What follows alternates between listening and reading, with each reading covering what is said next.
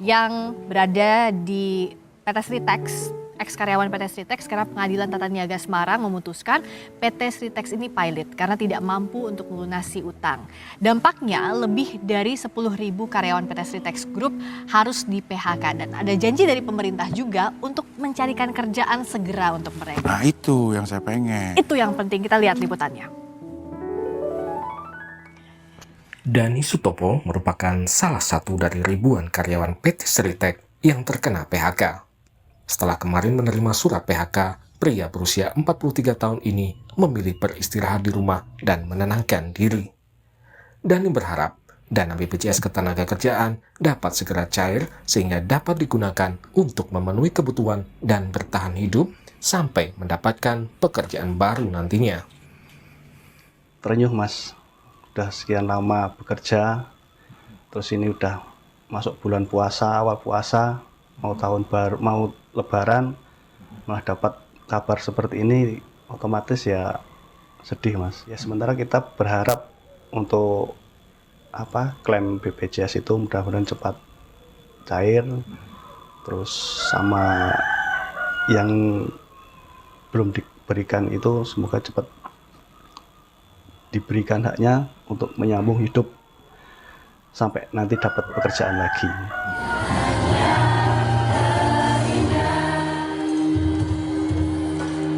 Sebelumnya, tangis para karyawan PT Sritex Sukoharjo, Jawa Tengah tak terbendung di hari terakhir mereka bekerja Jumat kemarin. PT Sritex Group berhenti beroperasi setelah dinyatakan pilot oleh Pengadilan Tata Niaga Semarang, Jawa Tengah.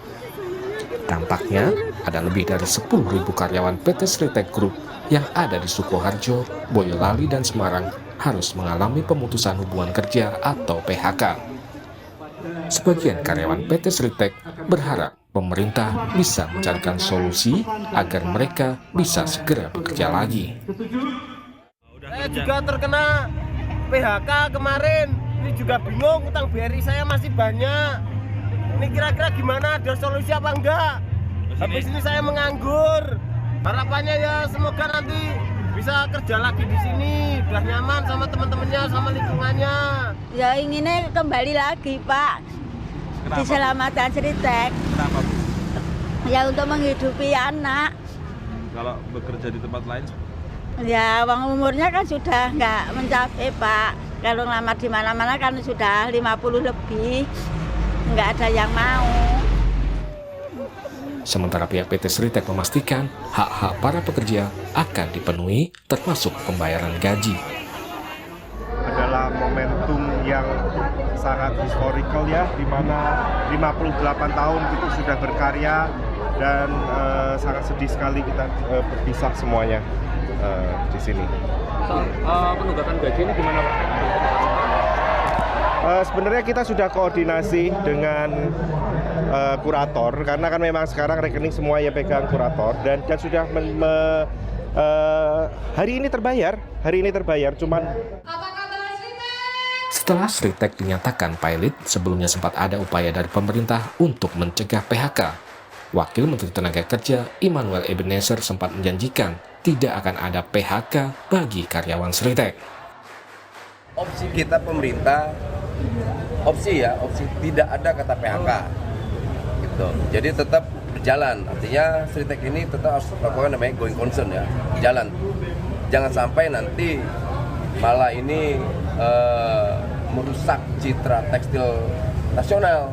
Karena biar gimana pun Sritex ini ada wajah tekstil kita ya, wajah tekstil Indonesia. Namun 28 Februari kemarin, pembicaraan antara tim kurator dan debitur memutuskan menolak skema going concern atau keberlangsungan usaha sehingga PT Sritex pun harus mem-PHK karyawannya. PT Sritex merupakan salah satu perusahaan tekstil terbesar di Indonesia. Perusahaan ini telah beroperasi selama 58 tahun. Namun perjalanan panjang perusahaan yang pernah mengekspor seragam militer ke 40 negara itu harus berakhir. Sritex dinyatakan pilot kan tidak mampu melunasi utang belasan triliun rupiah. Tim Liputan, Kompas TV.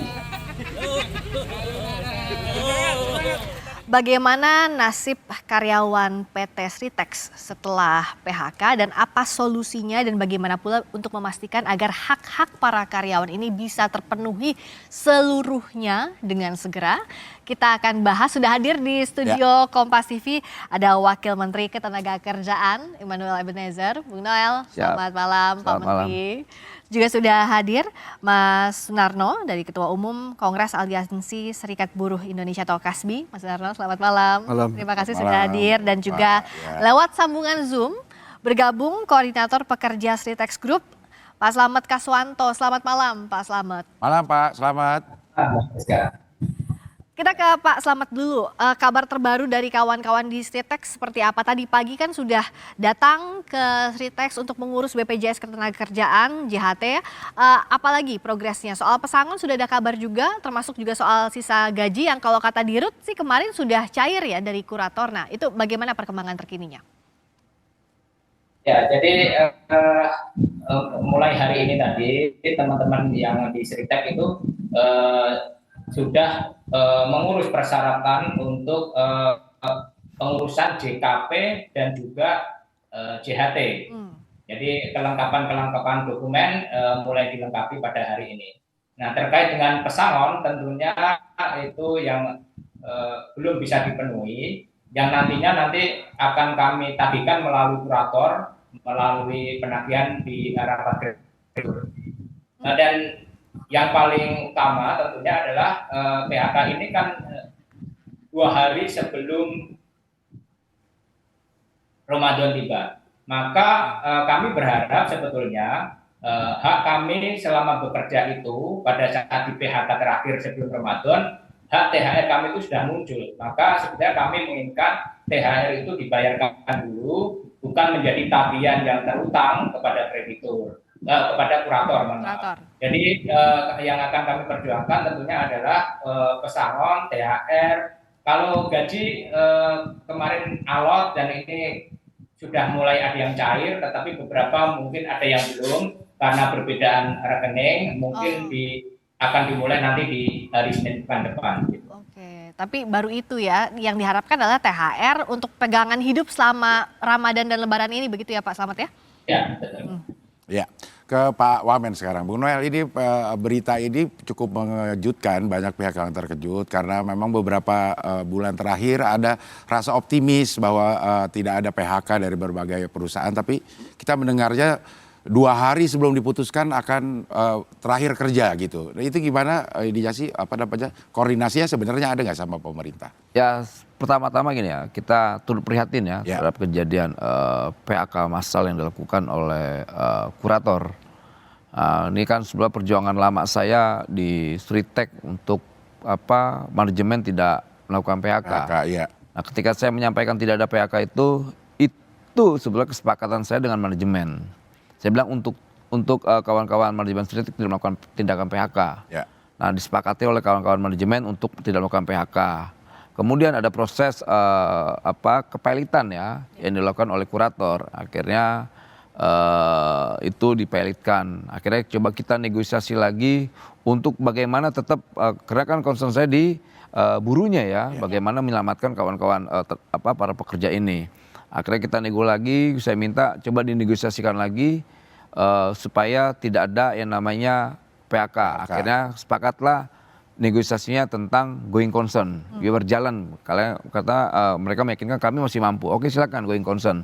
Itu ini kalian kan, ini ya mereka lah ya, bukan di kita. Antara dia dan kurator. Nah, sampai akhirnya terjadi PHK yang kemarin ini tanggal 28, lah itu membuat shock kita. Ih, kok PHK? Nah, sebenarnya kita kaget lagi. Waduh, tapi kan ya kalau mau nangis saya nangis sebetulnya, nangis banget. Gimana muka kita gitu. Tapi kan kita tidak bisa larut dengan situasi yang sangat emosional seperti ini.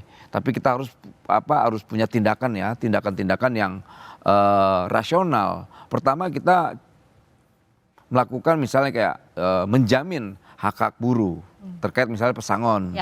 Kedua, hak mereka untuk mendapatkan jaminan kehilangan pekerjaan JKP. Kedua, kita juga harus menjamin mereka mendapatkan JHT, jaminan hari tua. Nah, hal-hal itu yang sudah kita upayakan. THR juga termasuk ya? Nah, THR menjadi bagian tuntutan yang dilakukan oleh kawan-kawan serikat pekerja di sana. Nah, kita tidak tutup mata soal itu. Ya. Negara tetap hadir. Nah, ini kan problem hukum yang terkadang publik tidak tahu.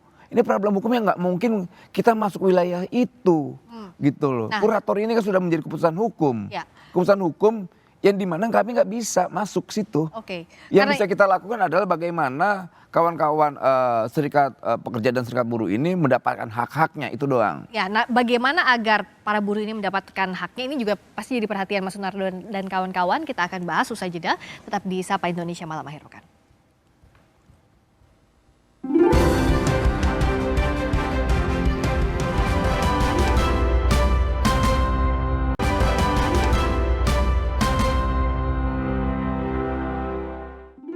Masih di Sapa Indonesia Malam Akhir Pekan, saya sambung lagi ke Mas Sunarno. Jadi peran pemerintah semestinya seperti apa? Karena kan jangan sampai ini PT Sritex nanti ada gelombang PHK lagi di tempat-tempat lainnya. Dari Kasbi bagaimana mendorong ini?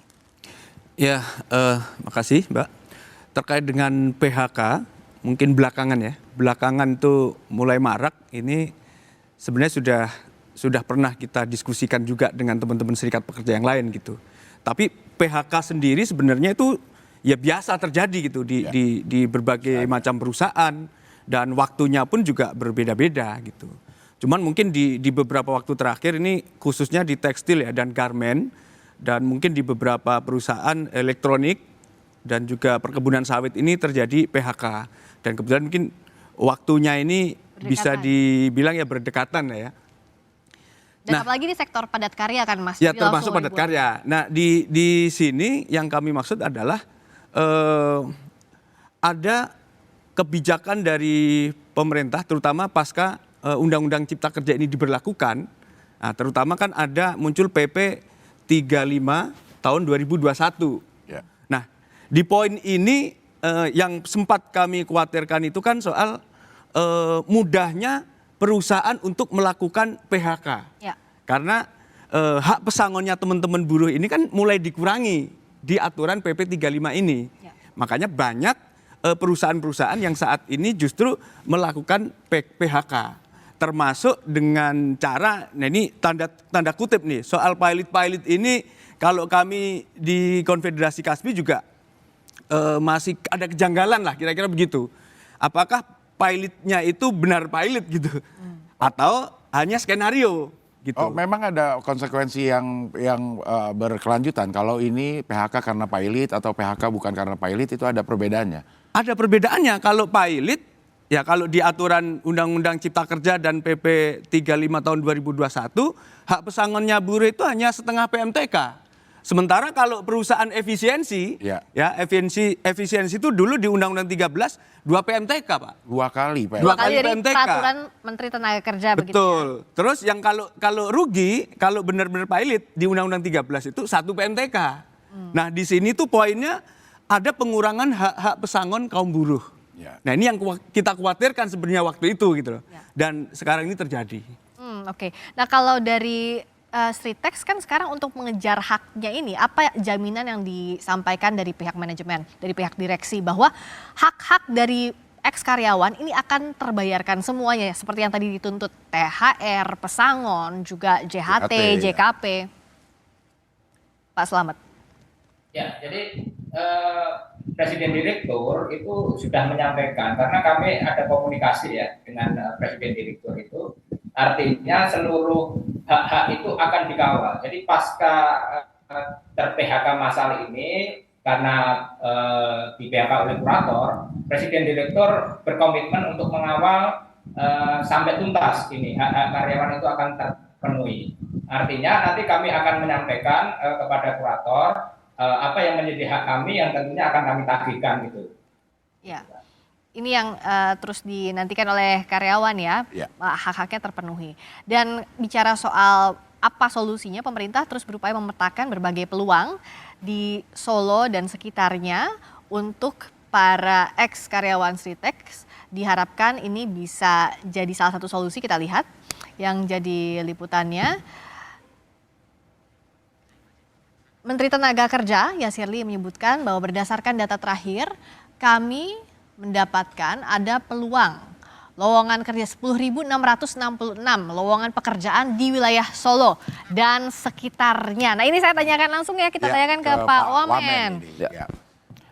Peluang ini kan menjawab problem yang ada di Sritek. Itu makanya kita langsung mencari mitra-mitra industrial kita yang coba mencari tenaga kerja. Gitu. Makanya kita tidak terlalu terlalu larut dengan hal-hal yang sangat emosional ini. Makanya ya negara kan harus rasional, tidak bisa larut dengan situasi yang emosional ini.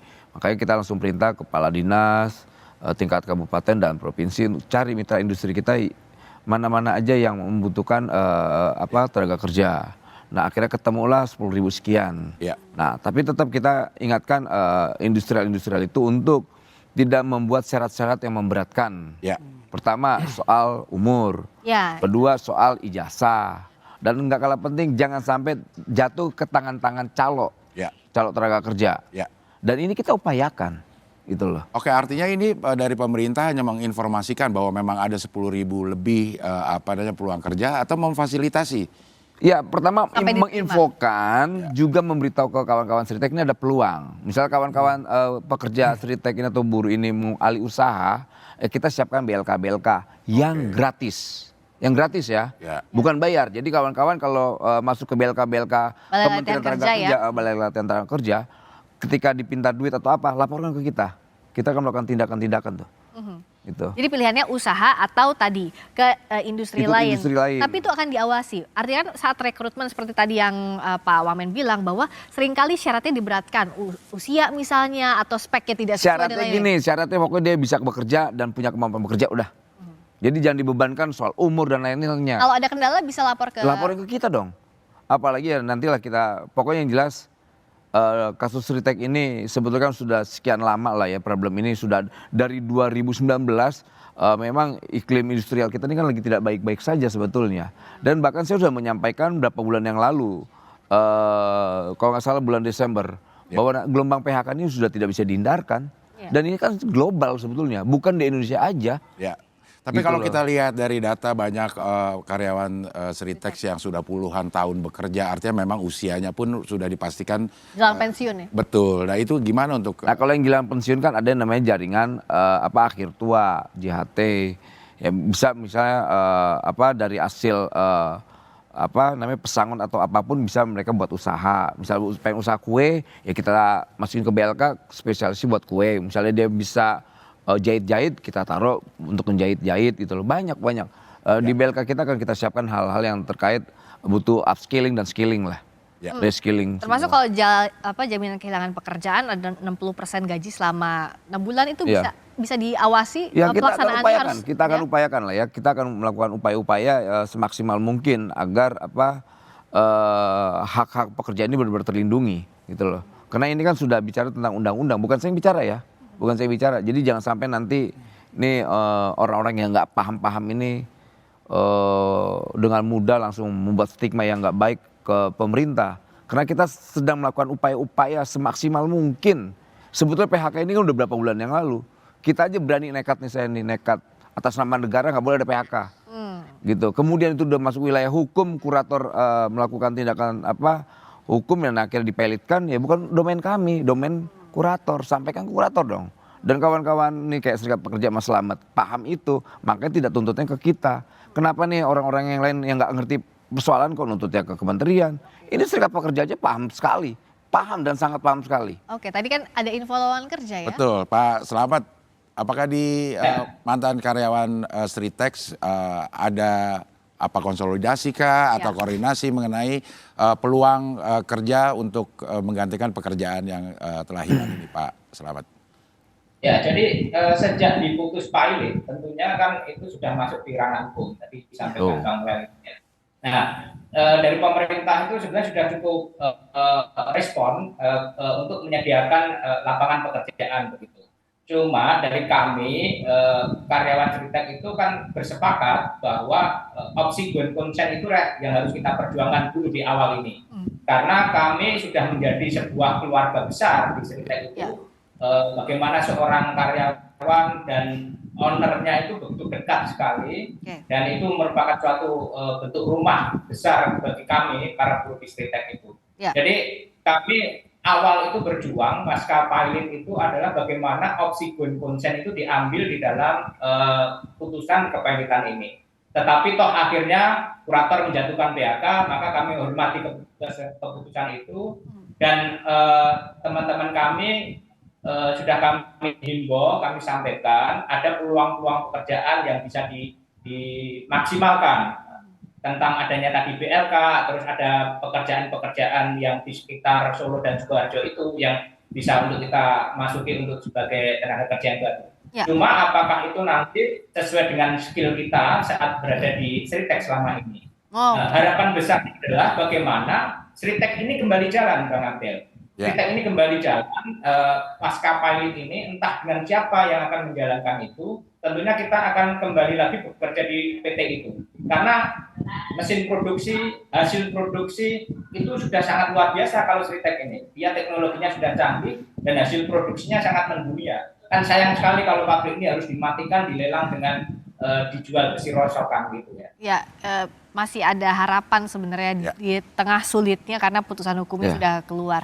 Nah, tapi kalau dari Kasbi, untuk memaksimalkan sekarang kan yang harus dicari adalah penghidupan untuk 10.000 lebih karyawan Stritek. Nah, kalau dari Kasbi mendorongnya seperti apa agar pilihan misalnya untuk usaha atau pilihan untuk pekerjaan baru ini bisa dimaksimalkan oleh para mantan karyawan Stritek? Ya, kalau konsentrasi Kasbi ya, karena ini serikat buruh ya. Jadi sebenarnya adalah bagaimana cara mengadvokasi kawan-kawan.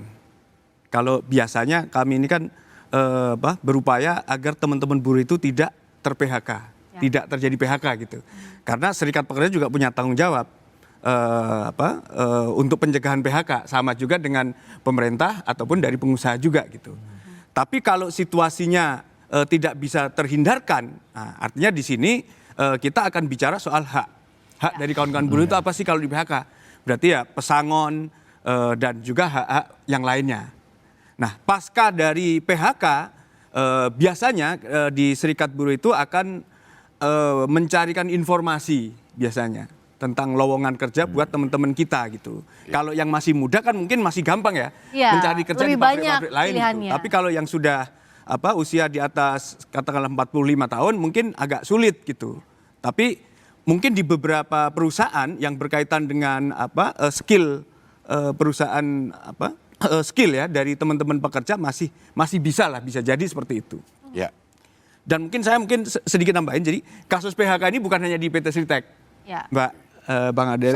Saat ini. Oke. Saya mungkin sebutkan aja ya. Di Garut misalnya terakhir. Betul di Garut itu PT Danbi Internasional.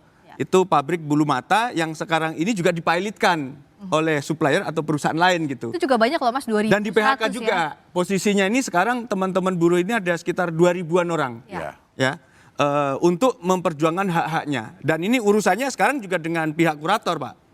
Dengan pihak kurator dan kawan-kawan sekarang juga sedang memperjuangkan hak itu, membuat posko atau tenda gitu.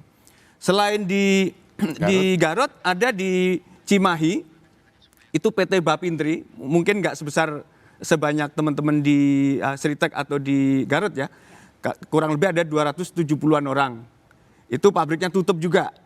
Lalu ada kawan-kawan di Sumedang, itu pabrik tekstil juga, itu PT Natatek, mereka juga dipilotkan sama tuh, juga, dengan Garut sama Stritek tuh dipilotkan. Kurang lebih ada 700 orang. Lalu ada teman-teman di Kalimantan Barat. Ini perkebunan sawit. Kalau di basis kami di Kasbi ada perkebunan sawit. PT Duta Palma Group. Perusahaannya disita oleh kejaksaan karena kasus yang lain. Ini kasus korupsi yang merugikan negara. Salah satu pemiliknya itu adalah Surya Darmadi yang sudah divonis. Artinya ada banyak sekali tadi ya kasus. Ada banyak. Termasuk teman-teman PT KFC. Yang di beberapa waktu terakhir juga sedang memperjuangkan supaya tidak terjadi PHK. Pak Wamen, artinya kan bebannya berat nih. Bagaimana untuk mengawal hak-hak kawan-kawan tadi yang di PHK dan jangan ada lagi gelombang PHK lainnya agar jangan jadi beban juga untuk pertumbuhan ekonomi kita. Ya kita kan siapa sih yang berharap ada PHK? Ini tadi dipertegas oleh kawan-kawan Kasbi. Serikat pekerja tidak berharap industrial juga tidak berharap. Tidak ada yang Apalagi mau. kita pemerintah, gitu loh. Jadi siapa sih yang berharap bahwa adanya PHK? Nggak ada yang mau, gitu loh. Tapi kan kita tetap nggak boleh larut terhadap persoalan-persoalan itu. Kita tetap cari solusi-solusi yang terbaik yang bisa kita rasakan bersama. Nggak boleh problem ini dilimpahkan ke industrial aja. Nggak bisa juga ke kita juga. Tapi memang ada iklim yang hari ini terjadi, khususnya di iklim industrial kita ini, memang tidak sehat, lagi tidak sehat. Oke. Nah, untuk menggenjotnya apa? Termasuk juga pemenuhan hak-haknya ini akan diawasi pemerintah, Ya kan? pasti, dan itu kan kewajiban negara, nggak bisa tidak. Tapi kan juga kita sekali lagi kita tegaskan bahwa ya hari ini yuk sama-sama semangat patriotisme ini harus ada lah, gitu. Jangan sampai ya persoalan ini negara aja, ya kasihan industrialnya juga dong. Ya. Kawan-kawan serikat pekerja itu berjuang, mereka lebih memahami situasi itu. Baik. Tadi kan sudah disampaikan oleh Nono tuh, bahwa ini emang situasinya emang sebetulnya menurut kawan-kawan Kasbi. serikat pekerja ini hal yang normal. Ya, tapi yang jelas pemenuhan hak untuk para karyawan yang di PHK ini harus diberikan sesuai dengan haknya, itu yang diawasi. Seritek itu termasuk beruntung. Kawan-kawan buruhnya, hak-haknya kita jaga. Kita disampaikan Kasbi nih kawan-kawan, ada banyak perusahaan-perusahaan industrial yang menghindar dan melarikan diri. Dan dititip untuk yang itu ya, dari pemerintah tentunya harus diawasi agar mereka memenuhi hak-haknya untuk para buruh. Ya. Terima kasih. Singkat saja. Ya, ya mungkin sedikit mungkin saya menyampaikan. Jadi sebenarnya tanggung jawab itu juga selain di nasional, di pemerintah pusat, tapi juga pemerintah daerah termasuk disnaker nih harus bekerja keras, dan juga wali kota bupati bekerja keras juga untuk mencegah supaya tidak terjadinya PHK tadi. Baik, dan memastikan hak-hak dari teman-teman buruh itu. Publik juga termasuk serikat pekerja harus mengawasi ini semua. Terima kasih Mas Sunarno, terima kasih Pak Wamen atas waktunya. Mas Sunarno terima kasih, Pak Slamet juga terima kasih. Selamat malam.